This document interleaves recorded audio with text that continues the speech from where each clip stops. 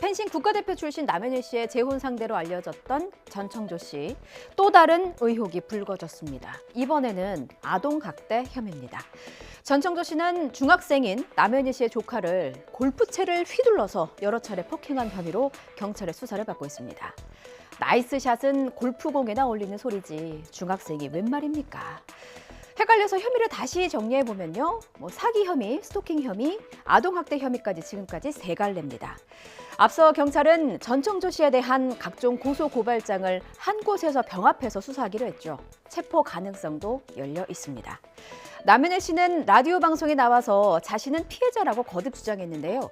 경찰은 남현일 씨가 각종 사기 혐의의 공범으로 연루됐을 가능성도 열어두고 있는 모양입니다. 유서연 기자의 보도 보시겠습니다. 전청조 씨가 최근 경찰에 입건된 내용은 아동학대 혐의입니다. 지난 8월 말부터 지난달 초 사이 경기도 성남에 있는 남 씨 어머니 집에서 벌어진 일입니다. 학대 사실을 인지한 아동학대 전문기관이 경찰에 신고한 것으로 파악됐습니다. 윤익은 경찰청장은 국민적 의구심이 큰 사안이라 최대한 신속하고 엄정하게 수사하겠다고 밝혔습니다. 전 씨에 대해 제기된 고소와 고발, 진정 등 모두 3건을 병합해서 들여다보고 있는 경찰은 지난 27일 고소인 조사를 진행했습니다.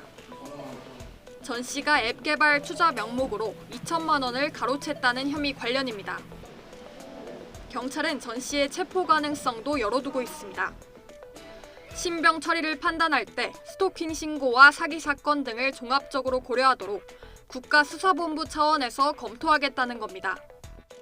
결국에는 저도 그리고 저희 가족들도 저희 아카데미 선생님들도 피해본 것들이 많이 있기 때문에 너무 많은 나쁜 짓을 많이 해왔어요. 전청조가. 저도 고소를 할 생각이에요. 하지만 경찰은 전 씨의 각종 사기 혐의에 남 씨가 공범으로 연루됐을 가능성까지 열어놓고 폭넓게 확인할 예정이라고 밝혔습니다. 돈 얘기 좀 해볼게요. 이 종이 조각이 참 뭐라고 돈 때문에 험한 꼴도 많이 당합니다. 안 그래도 절박한 청년층을 벼랑 끝으로 밀어버린 불법 대부업체가 경찰에 붙잡혔습니다. 1년 이자가 원금의 30배였대요.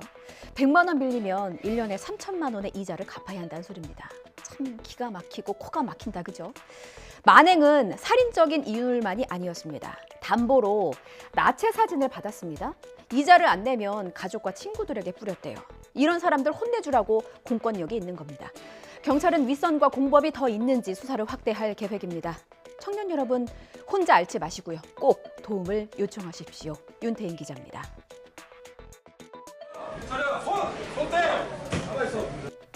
30대 남성 A씨 등은 이곳에서 등록도 하지 않고 불법 대부업체를 운영했습니다. 주로 급히 소액이 필요한 20대와 30대 청년층을 대상으로 삼았습니다. 일당은 30만 원을 빌려주고는 일주일 뒤에 50만 원을 갚으라고 요구했습니다. 터무니없는 이자를 뜯어내기 위해 이들은 가족과 지인들의 연락처와 함께 나체 사진까지 요구했습니다. 실제로 정해진 기간 안에 돈을 갚지 못하면 나체 사진을 유포하기도 했습니다. 나아가 사진을 받은 가족과 지인에게 돈을 대신 상환하라고 하거나 가족의 얼굴을 나체 사진과 합성해 협박까지 일삼았습니다. 기간 내 변제를 하지 못할 경우 가족과 지인들에게 나체 사진을 유포했을 뿐만 아니라 채무를 대신 변제하라고 협박하는 등의 방법으로 이들이 이런 식으로 지난해 10월부터 9개월 동안 돈을 빌려준 사람은 83명. 원금이 2억 5천만 원인데 추가 이자로 받은 돈만 원금만 맞먹는 2억 3천만 원에 이릅니다. 경찰은 불법 대부업체 사장인 30대 남성을 비롯해 11명을 붙잡아 6명을 검찰에 넘겼습니다. 아니 이게 대체 무슨 일이래요? 라는 소리가 절로 나왔습니다. 지난 28일 새벽 경기 성남 분당의 한 아파트에서 살인 사건이 일어났습니다. 채팅앱으로 만난 10대 학생 2명이 서로 흉기를 휘둘러서 여학생이 숨지고 남학생이 크게 다쳤습니다. 남학생은 경상도에 거주했는데 피해자 만나려고 성남까지 왔대요. 성범죄 정황은 발견되지 않았습니다. 대체 둘 사이에 무슨 일이 있었던 건지 남학생이 회복하는 대로 사건 경위를 조사할 예정입니다. 윤웅선 기자입니다. 지난 28일 새벽 이곳에 사는 10대 여학생이 흉기에 찔려 숨졌습니다. 10대 A군이 현행범으로 체포됐는데 본인이 흉기를 휘둘렀다고 직접 경찰에 신고했습니다. 2대 왔었고 그리고 한 5명 정도 왔다 갔다 했어요. 경찰 조사 결과 A군과 피해 여학생은 채팅 앱에서 만난 것으로 파악됐습니다. 이후 여학생 집에서 함께 술을 마셨는데 말다툼 끝에 A군이 범행을 저지른 것으로 알려졌습니다. 사건 당시 현장에는 피해자와 A군 둘밖에 없었고 현재까지 성범죄 정황은 발견되지 않았습니다. 경찰은 A군을 살해 혐의로 입건하고 회복하는 대로 정확한 사건 경위를 조사할 계획입니다. 오늘 사회브리핑은 농협 소식으로 마무리합니다. 일전에 대출을 책임지던 지역 농협의 임원이 수십억 원의 셀프 대출 의혹에도 별다른 징계 없이 대출 업무를 계속 맡았다는 논란을 보도해드렸습니다. 1심은 무죄였고요. 항소심은 유죄를 인정했습니다.